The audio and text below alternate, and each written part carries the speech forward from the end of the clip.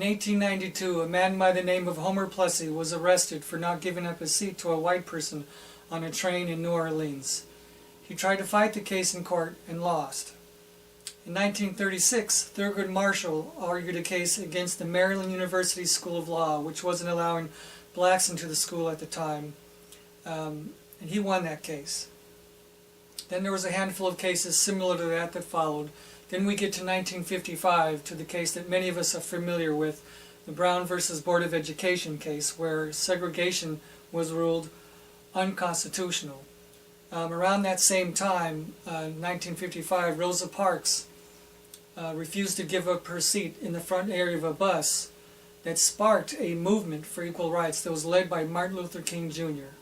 In 1960, 4 students at the North Carolina Agriculture and Technical College began a sit-in because of the segregation that was going on in the eating areas.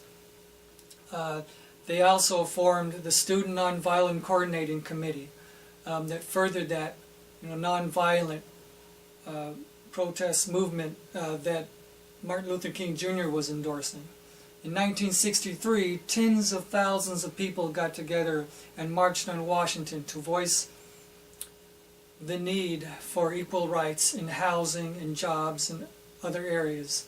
1964, the Civil Rights Act was passed. In 1965, the Voting Rights Act was passed.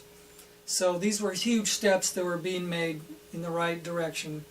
I think this country has made a lot of progress, but the one area we're still struggling with, I believe, is the whole justice system area. Now, before I go any further, I want to say that I have the highest regard for the men and women in uniform that lay their lives on the line 24/7.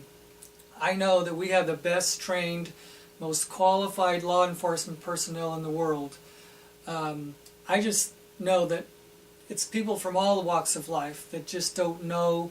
They lack understanding. They haven't been educated for whatever reasons on how to deal and function with people of different racial backgrounds. As a teenager growing up in the 1970s in a middle-class suburb of Los Angeles, I witnessed racial profiling, not just from police, but from administrators, business professionals, teachers. So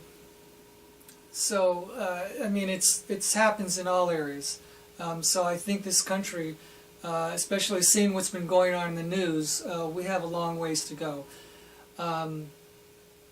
It's my hope and prayer that community leaders from all levels, from all sides of the city can get together and have open and honest discussions about resolving the differences. And I think some of us need to step out of our comfort zones and face some facts and try to resolve these things that's been going on. I mean, looking at what's been going on with Freddie Payne and Eric Garner and stuff in Cleveland, and that's just a little bit of the whole picture, obviously. It's been going on for a long time.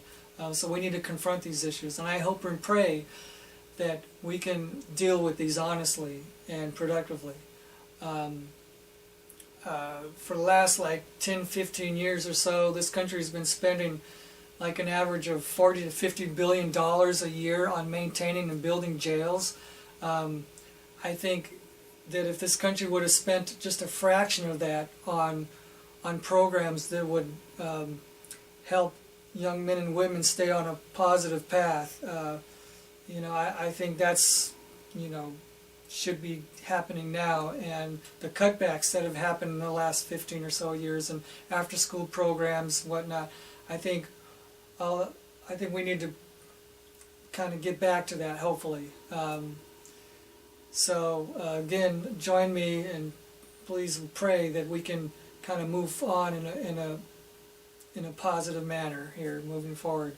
Leviticus 16:19 says, "Do not show partiality to the poor or favoritism to the wealthy, but judge your neighbor in fairness."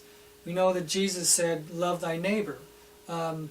Confucius has a proverb that says, "Where there's wealth and honor in an unjust society, there is disgrace." So the reason why I made this video is because I just wanted to give people a quick overview of what has been leading up to the events that we've been seeing in the news the last, 5 to 8 or 9 years. It's been going on way too much in the news. We're seeing stuff, and things have come to a head. So I think there's people that aren't familiar with the whole picture of what's been going on. So the next 20 or so seconds, there's some pictures that kind of show what's been going on in the 60s and some of the events I just talked about earlier. So please watch.